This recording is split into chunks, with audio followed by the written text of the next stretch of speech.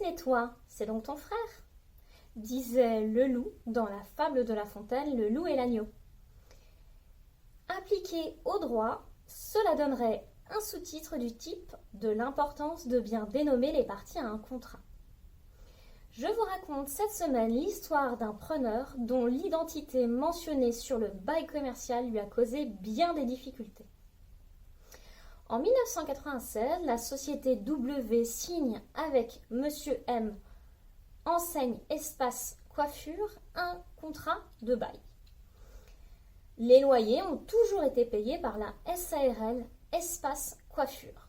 Mais un jour, cette société a des difficultés de trésorerie et cesse le paiement des loyers.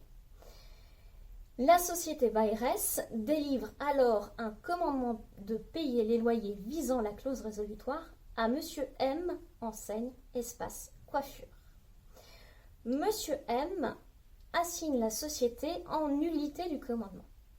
Qu'à cela ne tienne, la société bailleresse délivre une mise en demeure à Monsieur M ainsi qu'un congé avec refus de renouvellement de bail et refus d'indemnité d'éviction. Monsieur M et la SARL Espace Coiffure assignent la société bailleresse en nullité de la mise en demeure. La société bailleresse demande reconventionnellement que l'action de la société Espace Coiffure soit déclarée irrecevable, car elle est tiers au contrat de bail, et que le congé soit déclaré valable à l'égard de Monsieur M, que la clause résolutoire soit considérée comme étant acquise faute de paiement des loyers. Les juges de la Cour d'appel donnent raison à Monsieur M et à la SARL Espace Coiffure en estimant que la SARL Espace Coiffure est le véritable bénéficiaire du contrat de bail, le véritable preneur. La Cour d'appel s'appuie sur 3 éléments. Le premier, la SARL existait au moment de la signature du contrat de bail. Deuxième élément, Monsieur M n'était pas lui-même immatriculé au registre du commerce et des sociétés.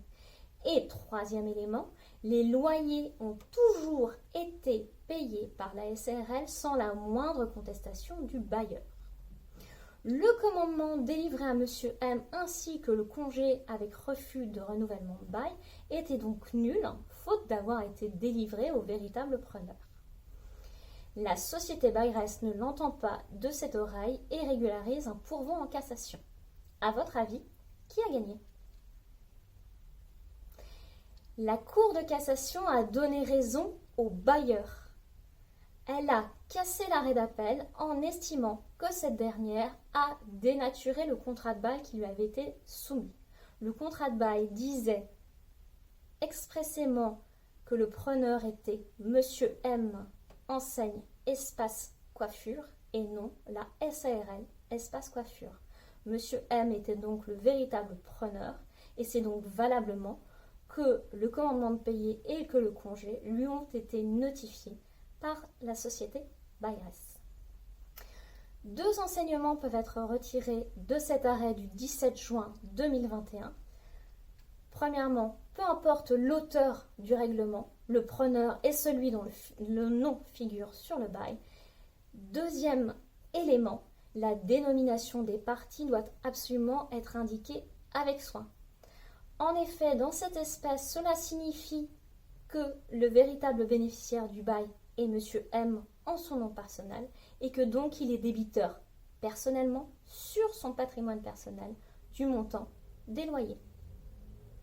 Si cette vidéo vous a plu, n'hésitez pas à la commenter, à la liker ou à la partager, ça me fera très plaisir. Quant à moi, je vous dis à la semaine prochaine pour une toute autre thématique.